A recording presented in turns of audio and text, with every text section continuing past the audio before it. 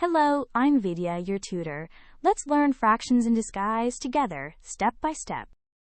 Rational numbers are really fractions in disguise. Any number written as p over q. We'll add, subtract, multiply, and divide them with confidence. A rational number is p over q, where p and q are integers and q is not 0. Even whole numbers are rational. 7 is 7 over 1. To add or subtract, first give the fractions a common denominator using the LCM, then combine the numerators. 1/2 plus 1/3 becomes 3/6 plus 2/6, which is 5/6. To multiply, multiply across the tops and bottoms.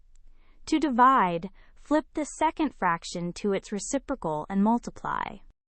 Divide 2/3 by 4/9. Flip the second fraction and multiply 2/3 times 9/4 is 18/12, which simplifies to 3/2. To recap, rationals are p over q. Add and subtract with a common denominator. Multiply straight across. Divide by multiplying with the reciprocal, and simplify at the end. Well done. Great work! Keep learning with Vidya, and visit CBSETest.com for free lessons, worked examples, and practice tests.